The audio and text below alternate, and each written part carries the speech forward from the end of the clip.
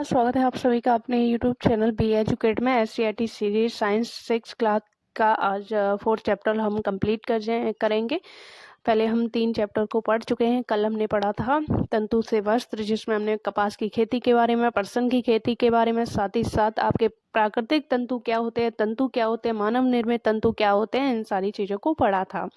आज हम पढ़ेंगे 4th क्लास का चैप्टर विभिन्न प्रकार के पदार्थ। इसमें हम पदार्थ के बारे में पढ़ेंगे, इसके गुणों के बारे में पढ़ेंगे, साथ ही साथ जो वस्तुएं होती हैं वो किन किन पदार्थों से बनी होती हैं, और साथ ही साथ धातुओं के गुणों के बारे में भी पढ़ेंगे। तो आज सुबह स्कूल आने से पहले आपने बहुत कुछ किया होगा। शायद आपने कोई पुस्तक पढ़ी हो, कुछ खाया हो, या अन्य कोई दैनिक गतिविधि की हो। इन गतिविधियों में आपने किन किन वस्तुओं का उपयोग किया, यह वस्तुएं कहाँ से मिलती हैं, क्या प्रकृति में इन्हीं रूप में पाई जाती हैं, या हम इन्हें बनाते हैं, और बनाते हैं तो इन्हें हम किससे बनाते हैं। आपका क्रिकेट का बैट लकड़ी का ही था, गेंद किस प्रकार की थी, और आप जो डेली यूज में अपने आसपास की चीज़ें यूज करते हो वो किन पदार्थों से बनी हैं, ये जो है आपको विचार विमर्श करना है। प्रयोग में लाई गई वस्तुओं को तालिका में अंकित करें। प्रत्येक वस्तु किन किन पदार्थों से की बनी है उनको भी तालिका 4.1 में भरें। आसपास की 10 वस्तुओं को भी तालिका में शामिल करें। तो यहाँ पर तालिका दी गई है, आप देख सकते हो कि इसमें वस्तुएं दी गई हैं और पूछा गया है कि पदार्थ से बनी है। तो यहाँ पर सबसे पहले गिलास दिया गया है। गिलास क्या है? गिलास कांच से बनता है। कांच क्या आपकी है? धातु है। पुस्तक किससे बनता है? पुस्तक आपकी बनती है कागज से। कुर्सी किससे बनती है? कुर्सी आपकी प्लास्टिक से भी बनती है और लकड़ी से भी बनती है। तो कुर्सी आपकी क्या हो जाएगी? गिलास जो है आपका धातु हो जाएगा, और ये अन्य पदार्थ हो जाएंगे। क्या आप सभी वस्तुओं के पदार्थ लिख पाए? अपने शिक्षक मित्रों और अभिभावकों के साथ विचार विमर्श कीजिए। क्रियाकलाप 2, क्या आप पाएंगे कि कुछ वस्तुएं धातु से बनी है, कुछ प्लास्टिक से। तालिका 4.1 में भरी जानकारी की मदद से तालिका 4.2 को भरिए। वहां पर हमने कुछ वस्तुओं किससे बनी है इसको भरा था। अब हमको क्या लिखना है कि भाई धातुओं से बनी वस्तुएं कौन कौन सी होती हैं उनको लिखना है। प्लास्टिक से बनी कौन कौन सी होती है, लकड़ी से बनी, और भी चीज़ें जो हम डेली रूटीन में यूज करते हैं उन पदार्थों को लिखना है, और उनसे कौन कौन सी वस्तुएं बनती हैं उनको लिखना है। जैसे धातुओं से आप डेली रूटीन में धातु के बर्तन भी यूज करते, तांबे का बर्तन यूज करते हो, और किसी घर में जो बर्तन होते हैं चांदी की भी होते हैं, सोने के भी होते हैं, और सोने की धातुओं को यूज करते हैं, हम तांबे को यूज करते हैं।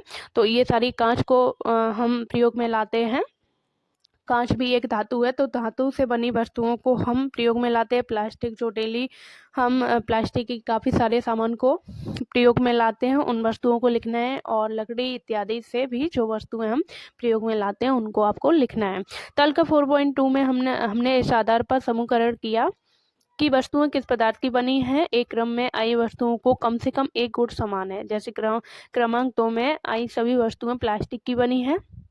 यहाँ पर हमने पढ़ा कि पदार्थ जो है वस्तुएं किससे बनी होती है, कोई ना कोई पदार्थ से। अब पदार्थ में क्या आपका प्लास्टिक भी हो सकता है, लकड़ी, धातु इत्यादि से बनी वस्तुएं जो है पदार्थों से बनी है। अब यहाँ पर हम पढ़ेंगे कि जो पदार्थ हैं, पदार्थों में गुण क्या क्या पाए जाते हैं। तो उसमें पहला गुण जो होता है वो कठोरता होता है। पदार्थों की सूची दिए गए गुणों के आधार पर बनाएं, इन्हें दबाने की कोशिश करें। कौन से पदार्थ आसानी से दब रहे हैं, इनमें पदार्थ को खरोच सकते हैं। तालिका बनाकर समूह बनाएं कि कौन सा पदार्थ आसानी से दबता है और कौन सा खुरचता है। इसमें कुछ ऐसे पदार्थ हैं जिसमें दोनों से गुण विद्यमान है, तो आपको लिखना है। कुछ पदार्थ ऐसे होंगे जो ठोस होंगे, जो दवाई यानी कि कठोर होंगे, जो आप दबा नहीं सकते हो, खरोच नहीं सकते हो। कुछ पदार्थ मुलायम होंगे, जिनको आप, जैसे रबड़ हो गया आपका, और जो धातु से बनी चीज़ें होती हैं वो कठोर होती हैं। और आपका जो है रबड़ हो गया, क्ले हो गया, ये सारी चीज़ें क्या हो गई? मुलायम हो गई। और कठोर भी आप यहाँ पर लिख सकते हो। कुछ पदार्थ दब रहे हैं, उसे खरोचना भी आसान है। वे पदार्थ जो आसानी से दबाए या खरोचे जा सके उन्हें क्या कहते हैं? कोमल पदार्थ कहते हैं। तो कोमल पदार्थ किसे कहते हैं? जिसे आसानी से दबाया जा सके और खरोचा जा सके। जिन पदार्थों को दबाना कठिन होता है उन्हें हम क्या कहते हैं? कठोर पदार्थ कहते हैं। तो आपको जो है इसको लिखना है। बताएं, सुई, स्पंज और लकड़ी कठोर है या फिर कोमल है। पदार्थ का पहला जो गुण है वो हमने पढ़ा कठोरता। अब हम सेकंड जो गुण है वो पढ़ेंगे चमक। विभिन्न पदार्थों की गत्ता, लकड़ी, तांबे का तार, एल्यूमिनियम की पन्नी और चौक के छोटे छोटे टुकड़े लीजिए। क्या आप इनमें कोई चमकीला दिखाई पड़ता है? चमकीले पदार्थ को एक समूह में पृथक कीजिए। तो इसमें से आपको चमको जैसे तांबे का तार हो गया, एल्यूमिनियम की पन्नी हो गई, चौक हो, एल्यूमिनियम की पन्नी हो गई, ये क्या है? ये धातु है और धातु प्राय क्या होती है? चमकीली होती है, तो इनमें चमक होगी। क्या अन्य पदार्थों की में इस प्रकार की कोई चमक होती है? पदार्थों की सतह को रेगमाल से रगड़कर यह देख सकते हैं कि वे चमकीले हैं अथवा नहीं है। पदार्थ जिनमें एक प्रकार की चमक होती है वे प्राय धातु होते हैं। ये आपको नोट करके चलना है कि जिनमें चमक होती है उन्हें क्या कहते हैं? उन्हें हम धातु कहते हैं। लोहा, तांबा, एल्यूमिनियम तथा सोना धातुओं के उदाहरण हैं। धातुओं के और भी उदाहरण हैं, आपका सोडियम हो गया, पोटेशियम हो गया, आपका एजी यानी कि सिल्वर हो गया, आपका पारा हो गया, पारा मतलब मरकरी हो गया। और ये सारी क्या है? धातु। और धातुओं में क्या होता है? चमक होती है। कुछ धातुएं बहुत अपनी चमक खो देती हैं, कुछ धातुएं क्या होती हैं? अपनी चमक खो देती हैं। ऐसा उन पर वायु तथा नमी की अभिक्रिया के कारण होता है। आपने देखा होगा कि लोहे में, आयरन में जब ऐसा ही लोहे को खुला छोड़ देते हैं, उस पर पेंट वगैरह नहीं लगाते हैं, तो वो क्या वायु की नमी के संपर्क में आता है और जिसमें जंग लग जाती है, जिसके कारण एल्यूमिनियम यानी कि आयरन जो है वो अपनी चमक खो देता है, यानी कि वो चमकीला नहीं दिखता है, वो भद्दा दिखता है। इसलिए हमें केवल ताजे कटे और रगड़कर साफ सतहों पर चमक दिखाई देती है। साथ ही साथ आपने तांबे के बर्तन प्रयोग में लाए होंगे, तो उसमें अत्यधिक जब हम पानी का प्रयोग करते हैं उसमें, तो उसमें हरे रंग की परत जम जाती है। जब हम उसे एसिड से साफ करते हैं, नींबू वगैरह से, तो उसकी चमक फिर से वहाँ पर वापस आ जाती है। तो धातु यहाँ पर क्या होती है? चमकीली होती हैं। तो यहाँ पर हमने पढ़ा कि पदार्थों में चमक होती है, जिन पदार्थों में चमक होती है वो प्राय धातु होते हैं।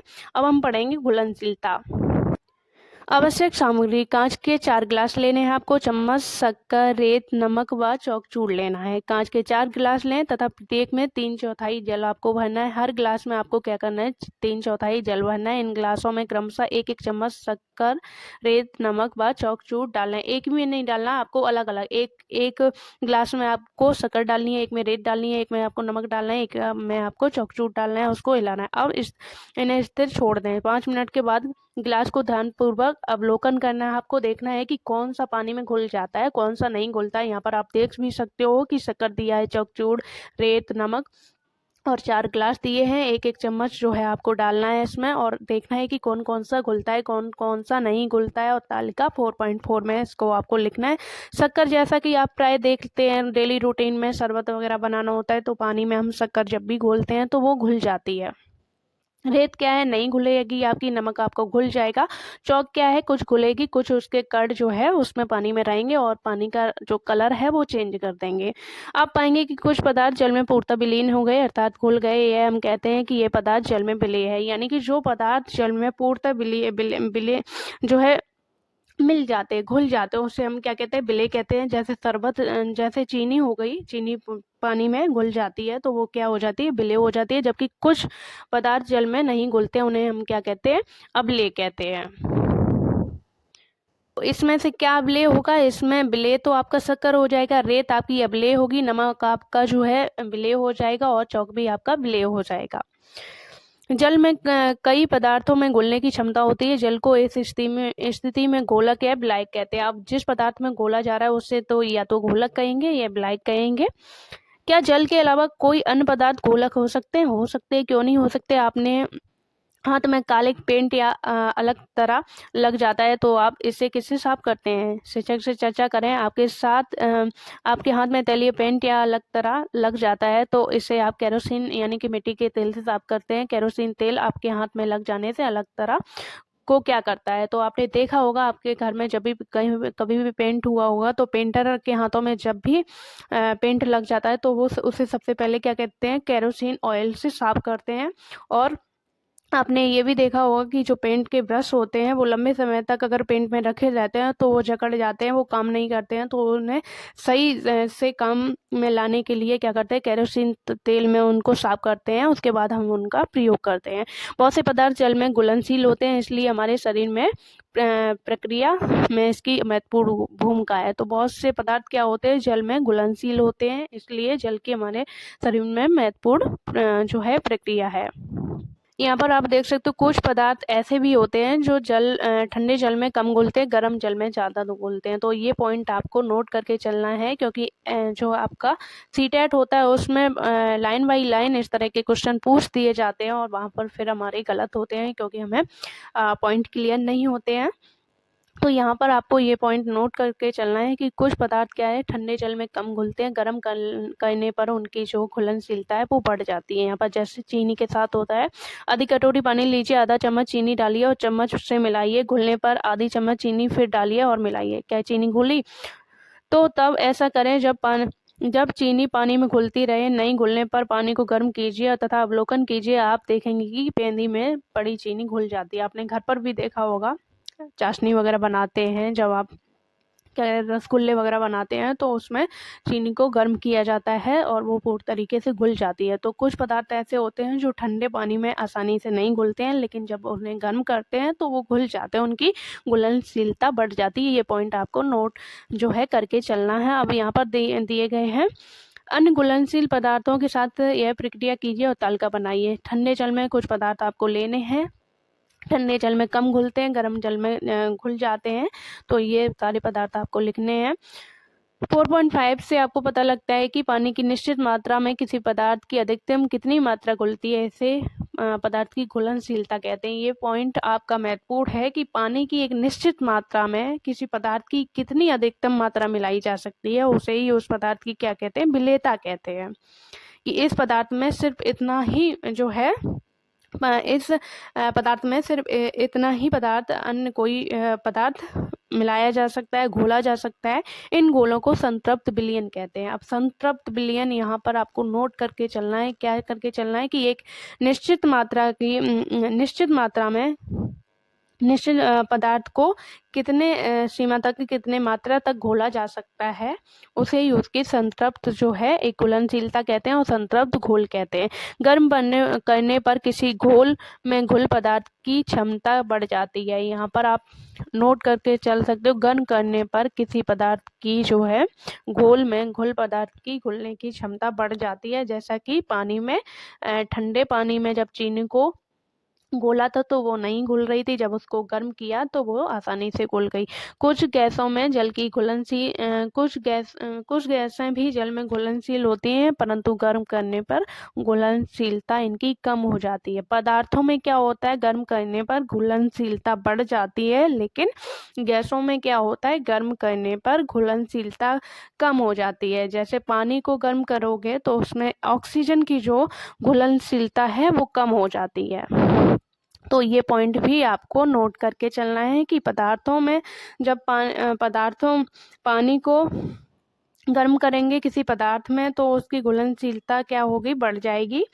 और जब गैसों में करेंगे तो गैसों की जो है घुलनशीलता गर्म पानी में घट जाती है।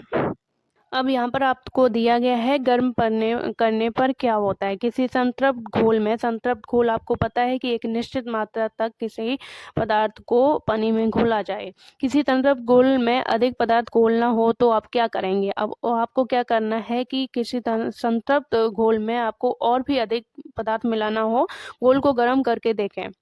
नमक को संतृप्त घोल को गर्म कीजिए, उसमें आधा चम्मच डालिए और चम्मच डालिए। क्या यह घुला? पुनः गर्म कीजिए और नमक डालिए। आप क्या पाते हो इसका अवलोकन कीजिए। क्रियाकलाप आपको 6 करना है। यहाँ पर सिरका, नींबू का रस, सरसों का तेल अथवा नारियल का तेल, मिट्टी का तेल तथा अन्य किसी द्रव के नमूने एकत्र कीजिए। कांच का एक गिलास लीजिए, इसमें आधे भाग को जल से भरिए, इसमें कुछ चम्मच भरकर कोई द्रव मिलाइए, भली भांति हिलाइए और इसे 5 मिनट के लिए छोड़ दीजिए। तो यहाँ पर आप क्या देखेंगे, अवलोकन कीजिए। क्या यह द्रव जल में के साथ मिश्रित हो जाता है? जितने अधिक अन्य द्रव आपको उपलब्ध होंगे आप उनके साथ प्रयोग दोहराइए और अवलोकन कीजिए। ये हम देखते हैं कि कुछ द्रव पूर्णतः मिश्रित हो जाते हैं और कुछ द्रव जो है अपनी अलग से परत बना लेते हैं। तो इसमें आपको लिखना है, कुछ सामग्री दी गई है द्रवों की और उसमें देखना है कि कौन सा घुल जाता है भली भांति, कौन सा नहीं घुलता है। तो सिरका सभी को जानकारी है, जल में घुलाते हो तो आसानी से घुल जाता है। नींबू का रस भी घुल जाता है, जब आप शरबत वगैरह बनाते हो तो पानी में नींबू डालते हो तो वो आसानी से घुल जाता है। सरसों का तेल नहीं घुलेगा यहाँ पर, तो आपको मिश्रित नहीं होगा, इस पर साइन लगाना है। आपका नारियल का तेल जो है वो भी नहीं घुलेगा और यहाँ पर केरोसिन तेल जो है वो भी पानी में नहीं घुलेगा।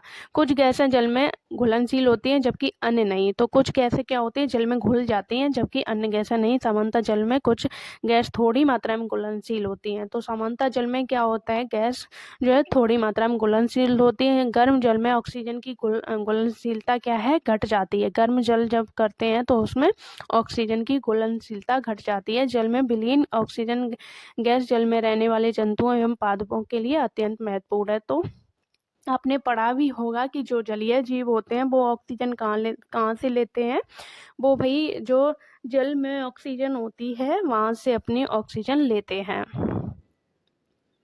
तो हमने पदार्थों के गुण पढ़ चुके हैं, 6 गुण पढ़ चुके हैं, जिसमें आपने चमक पढ़ा, कठोरता पढ़ा, घुलनशीलता पढ़ा और भी जो गुण हैं वो पढ़े। अब आपका आता है पारदर्शिता। कांच के टुकड़े, प्लास्टिक की थैली, गत्ता, कागज इत्यादि एकत्र कीजिए। एक एक करके इनसे होकर जलते बल्ब को देखने का प्रयास कीजिए। आपको कुछ दिख रहा है?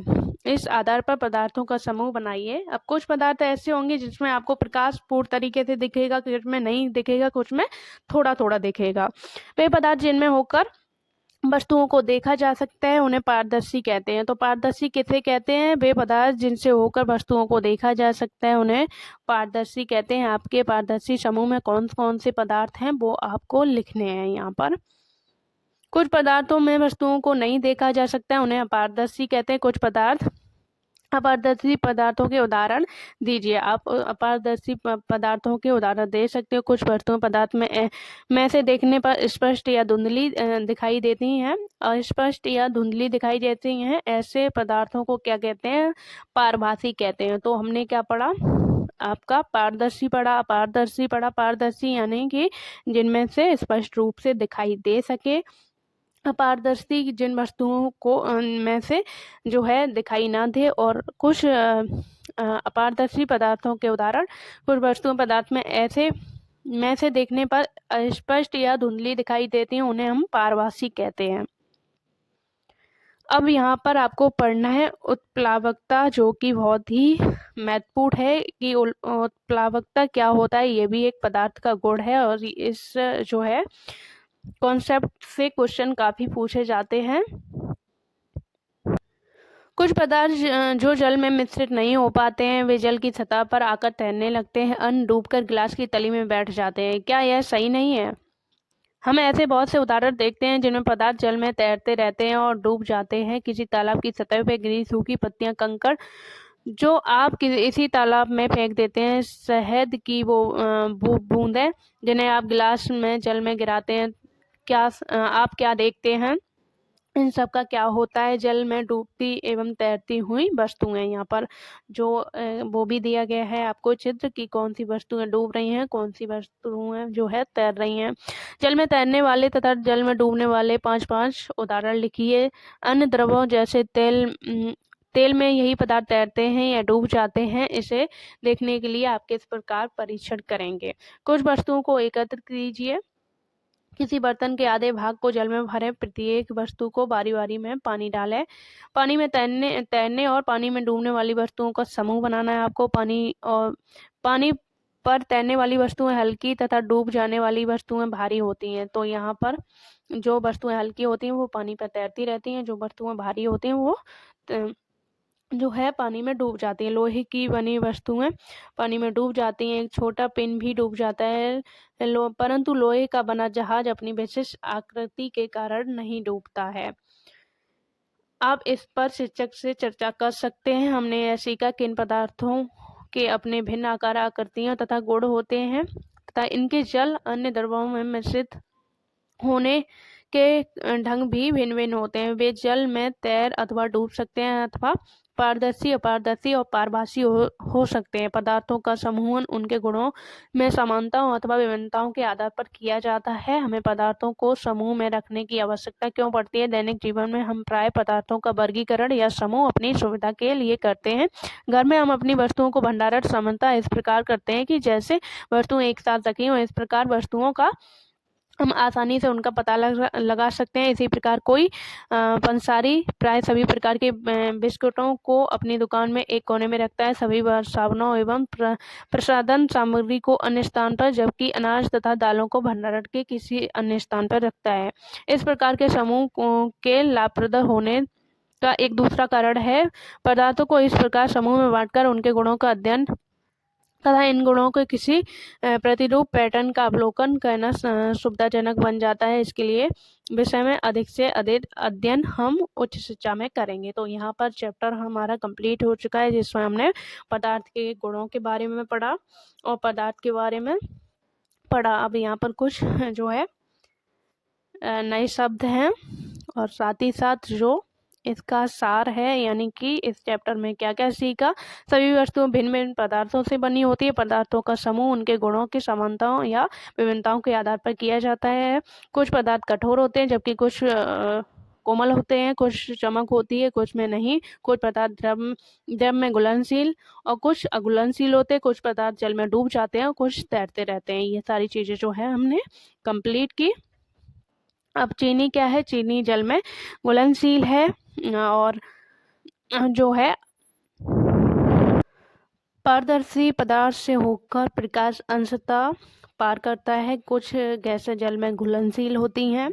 कुछ पदार्थ ठंडे पानी में कम घुलनशील और गर्म पानी में उनकी जो घुलनशीलता है वो बढ़ जाती है, यानी कि अधिक घुलनशील होते हैं। अब यहाँ पर दिया गया स्तंभा बिले यानी कि जिसमें पानी में जो चीज़ें घुल जाएं तो नमक और चीनी आपका विलेय हो जाएगा। अवलेय जो हो जाएगा वो आपका लोहा और रेत आदि। गोलक या विलायक आपका जल हो जाएगा। यहाँ पर इसको मिलाकर चल रहे हैं। विलय तो पहला ही हो जाएगा। अवलेय आपका यहाँ पर होगा लोहा और जल। गोलक जो है आपका हो जाएगा जो जल, गोलक या विलायक। और यहाँ पर आपका चमकने वाले पदार्थ आपके हो जाएंगे धातु। जल में विलीन गैस है, विलीन गैस जो है ऑक्सीजन हो जाएगी। तो ये सारे जो है वे पदार्थ जो आसानी से दबाए या खरोचे जा सके कोमल पदार्थ कहते हैं। हमारे हाथ में तलिया पेंट या अलग तार लग जाता है तो इसे हम किससे साफ करते हैं? जल से साफ करते हैं। केरोसिन तेल से तो हमने पढ़ा था, केरोसिन तेल से इसको हम साफ करते हैं, आपने देखा भी होगा। वे पदार्थ जिनके होकर वस्तुओं को देखा जा सकता है उन्हें पारदर्शी कहते हैं। वे पदार्थ जिनसे होकर वस्तुओं को नहीं देखा जा सकता उन्हें अपारदर्शी कहते हैं। पानी पर तैरने वाली वस्तुएं जो है हल्की होती हैं और डूब जाने वाली वस्तुएं आपकी भारी होती हैं। निम्न में से कौन सा कोमल पदार्थ है? तो वो आप बता सकते हो। रबड़ जो है वो कोमल है। निम्न पदार्थ में चमक होती है तो इसमें लोहा, तांबा, सोना तीनों में चमक होती है, लेकिन इसमें जो है यहाँ पर होना चाहिए था नहीं होती है, तो लकड़ी में जो है चमक नहीं होती है। निम्न में से कौन से पदार्थ जल के अलावा भी घोलक है? तो केरोसिन तेल आपका घोलक हो जाएगा यहाँ पर, जिसमें जो है वह घोल जिसमें कुल पदार्थ की और मात्रा घुलने को क्षमता नहीं होती है तो उसे क्या कहते हैं? संतृप्त विलयन कहते हैं, जिसमें जो है एक निश्चित मात्रा तक कोई पदार्थ मिलाया जा सके। वैसे पदार्थ जिनमें होकर वस्तुएं या चीजें अस्पष्ट रूप से या धुंधली दिखाई देती हैं उन्हें हम पारभासी कहते हैं। तो ये जो है चैप्टर आपका कंप्लीट हो चुका है।